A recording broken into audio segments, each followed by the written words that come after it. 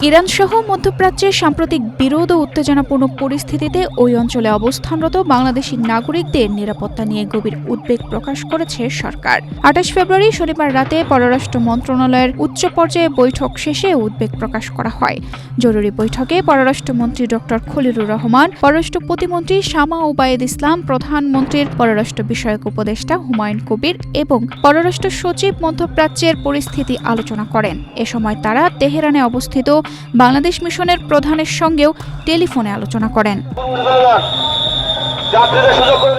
পরে পররাষ্ট্র মন্ত্রণালয়ের সংবাদ বিজ্ঞপ্তিতে জানানো হয়, আকাশপথ ও আকাশসীমা সাময়িকভাবে বন্ধ থাকায় মধ্যপ্রাচ্যে কর্মসংস্থানের উদ্দেশ্যে গমনরত বাংলাদেশি কর্মীদের যাতায়াত ব্যাহত হবার প্রেক্ষিতে বাংলাদেশ সরকার ইতিমধ্যেই সংশ্লিষ্ট দেশগুলোর কাছে অনুরোধ জানিয়েছে যেন পরিস্থিতির উন্নতি ঘটলে মধ্যপ্রাচ্যে গমনেচ্ছু এবং বর্তমানে আটকে পড়া বাংলাদেশি নাগরিকদের প্রবেশের অনুমতি দেওয়া হয়। এ বিষয়ে কয়েকটি দেশ ইতিবাচক আশ্বাস দিয়েছে।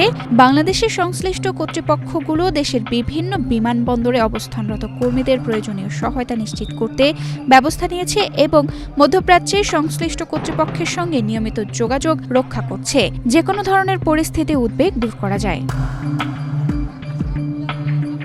পররাষ্ট্র মন্ত্রণালয় আরও জানায়, বাংলাদেশ সরকার তেহরানে অবস্থিত বাংলাদেশ মিশনের স্থাপনা, কূটনৈতিক ও অন্যান্য কর্মকর্তা কর্মচারী সহ ইরানে অধ্যয়নরত বাংলাদেশি শিক্ষার্থীদের নিরাপত্তা ও সুরক্ষা নিশ্চিত করতে প্রয়োজনীয় কার্যক্রম শুরু করেছে। সেই সঙ্গে বাংলাদেশ মধ্যপ্রাচ্যে আলোচনা প্রক্রিয়ার ব্যর্থতায় এবং মধ্যপ্রাচ্যের সাম্প্রতিক বিরোধ তীব্রতর হওয়া নিয়ে গভীর উদ্বেগ জানাচ্ছে।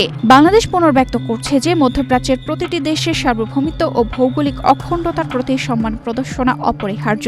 আমাদের বিশ্বাস, সংঘাত কখনো স্থায়ী সমাধান বয়ে আনে না, বরং সংলাপ, পারস্পরিক শ্রদ্ধাবোধ এবং আন্তর্জাতিক আইনের প্রতি প্রতিশ্রুতির মাধ্যমে বিশ্বাসের পুনর্স্থাপন নিষ্পত্তি সম্ভব।